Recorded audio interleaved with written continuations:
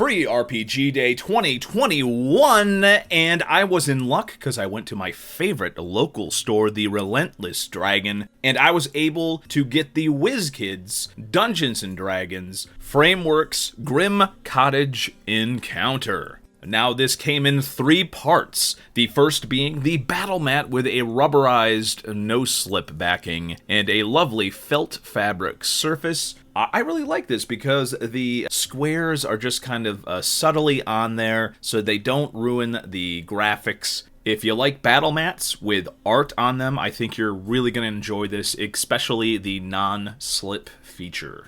The second bit is some Papercraft terrain. Not exactly something I really am into, but I decided I would give it a chance and set it up. In third, and possibly the most exciting, from WizKids, these are D&D miniatures on sprue, and they have much more detail and variety than some of the PVC miniatures that we've seen officially released in the past. This is very, very exciting. And luckily they gave detailed instructions on their website how to set these up, which is important because there's a lot of little pieces.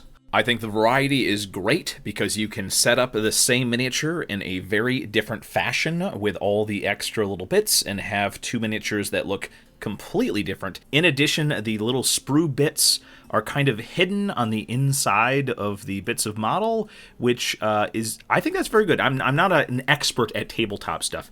Some of them were just too complex, so I set up the configuration in the slightly simpler way, and even then I kind of screwed up the translucent materials a little bit. It's noticeable, I'm sure, but yeah. You can see here some of the bits that I didn't use. There's this massive cloud, like with all these gingerbread translucent pieces. I didn't use that, and I did decide to put the gingerbread man on his own little base. Setting up the Papercraft cottage, that was an interesting bit of puzzlery. The included instructions weren't all that great, but I quickly kind of figured out you can just use the numbers that are on the actual pieces, and everything fits together pretty good. You know, this is not my thing, but if you like Papercraft stuff, I don't know how you could do better than this. Nice heavy cardboard, excellent artwork. The artwork is really good. Not for me, but I'm sure a lot of people are going to really like this Papercraft stuff.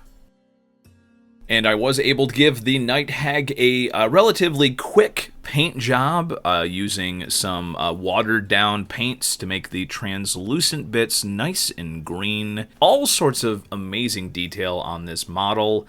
Hey, and don't forget me, the gingerbread man. I was the extra little bit on the sprue. And of course, nobody could forget the gingerbread man because he does showcase one of the positives of the frameworks, extra little bits of stuff that you can work into new miniatures or do whatever you want with. I'm very excited about the new frameworks. I think this was an excellent free preview for people that were lucky enough to get it. And I hope you enjoyed taking a look at it today. And remember, everybody, you should support this channel, because sure as shit, nobody else is gonna do it. Ha-ho!